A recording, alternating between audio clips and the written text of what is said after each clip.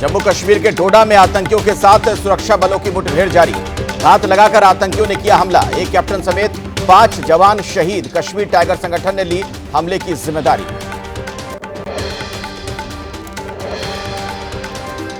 डोडा में आतंकियों की तलाश के लिए स्पेशल ऑपरेशन ग्रुप ने शुरू किया अभियान। कल रात आतंकियों और सुरक्षा बलों के बीच शुरू हुई थी मुठभेड़।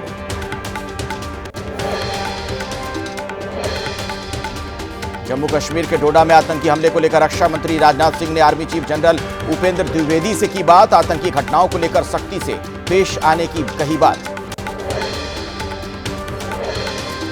भारतीय सीमा में घुसपैठ की कोशिश कर रहे 3 विदेशी आतंकियों को भारतीय सेना ने किया ढेर। भारी मात्रा में हथियार और गोला बारूद बरामद। जम्मू कश्मीर के डीजीपी का आतंकवाद को लेकर बड़ा बयान। डीजीपी ने घाटी में आतंकवाद के लिए राजनीति को बताया जिम्मेदार। कहा क्षेत्रीय दलों के रवैये से बढ़ा नेटवर्क। आतंकी मुठभेड़ में 5 जवानों की शहादत पर राहुल गांधी ने किया नमन। सोशल मीडिया पर लिखा, बीजेपी की गलत नीतियों का खामियाजा भुगत रहे हैं हमारे जवान और उनके परिवार।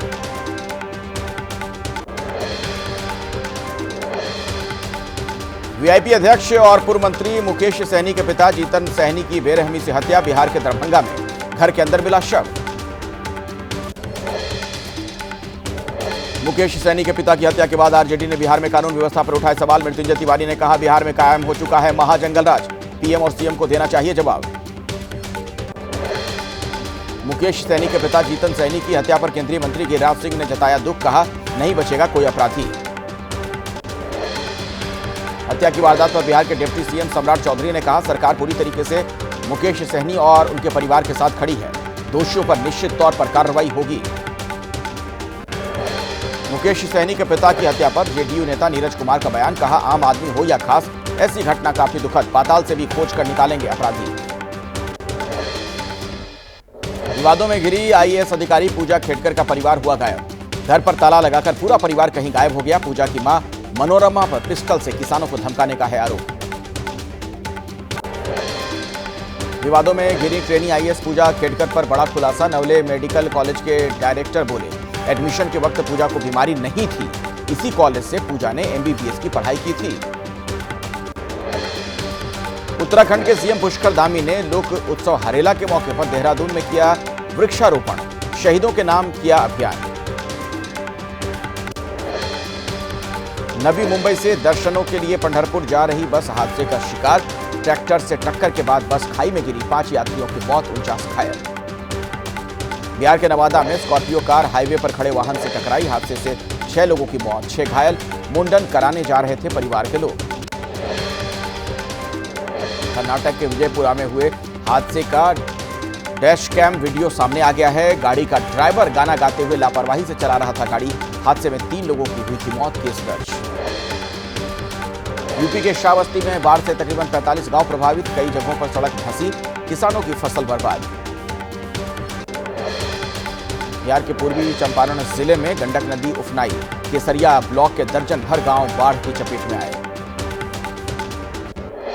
महाराष्ट्र के नासिक जिले में पर्यटकों के लिए मुसीबत बन गई है बारिश। अंजनेरी पर्वत पर घूमने गए कई पर्यटक फंसे।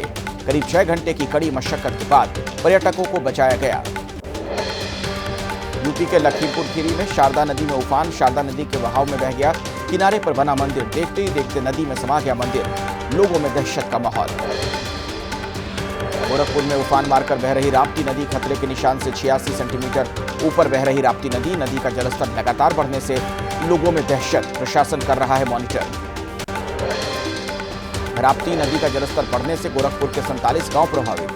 गांव को जोड़ने वाले मार्गों पर तालाब जैसा नजारा। आवाजाही के लिए लगाई गई 91 बोट, 150 नाव रखी गई रिजर्व। यूपी के सिद्धार्थनगर में बूढ़ी राप्ती नदी की वजह से आई बाढ़। सड़कों पर पानी भरने से लोगों को आवाजाही में दिक्कतें। अब बोट के सहारे आवाजाही को मजबूर हुए लोग।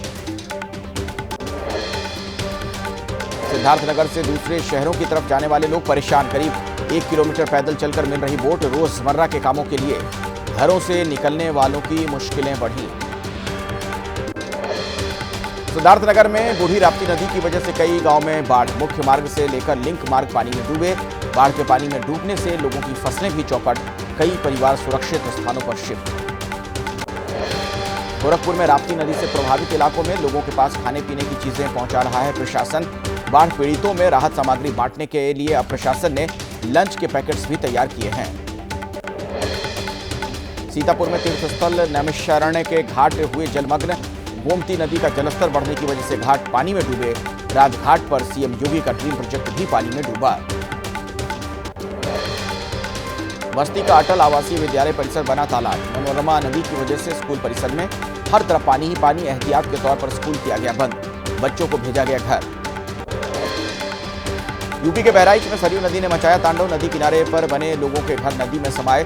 किनारे पर मिट्टी धंसने की वजह से दर्जनों घर क्षतिग्रस्त। बहराइच में सरयू नदी के किनारे पर लगातार हो रहा है कटाव। किनारे से लगती किसानों की खेती की जमीन नदी में समाई। खेतों में खड़ी फसल भी तबाह हो गई है। किसानों की मेहनत पर पानी फिर गया। बहराइच में सरयू नदी की वजह से 4 तहसील में सबसे ज्यादा नुकसान। मोतीपुर, नानपारा और कैसरगंज में बाढ़ से बर्बादी का मंजर। नदी में समाये घरों से बचा कुचा सामान समेट रहे हैं लोग। बारिश की मार झेल रहे यूपी के कई इलाके। उत्तर प्रदेश के मुख्यमंत्री योगी आदित्यनाथ ने की बाढ़ को लेकर समीक्षा बैठक। अधिकारियों से लिया बाढ़ से बचाव के लिए किए गए राहत कामों का फीडबैक।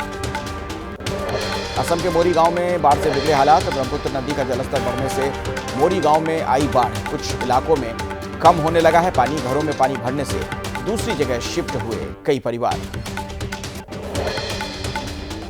बाढ़ की मार झेल रहे असम के कई इलाके। कांग्रेस नेताओं ने किया बाढ़ प्रभावित मोरी गांव जिले का दौरा। बाढ़ प्रभावितों से की मुलाकात। बाढ़ से हुए नुकसान का जायजा भी लिया। दिल्ली के पालम इलाके में बारिश के बाद सड़कों पर जलभराव। पानी के बीच से गुजरते समय खराब हुए लोगों के वाहन। गुजरात में अगले 2 दिनों तक भारी बारिश का अलर्ट। मौसम विभाग ने जारी की है राज्य के कई हिस्सों में भारी बारिश की चेतावनी। सौराष्ट्र रीजन समेत कई हिस्सों में मुसीबत बढ़ा सकते हैं बादल।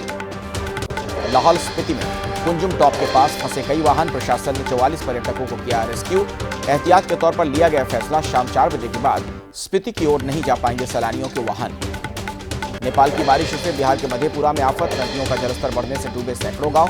कोसी नदी के कटाव की चपेट में आने से कई इलाके डूबने की कगार पर।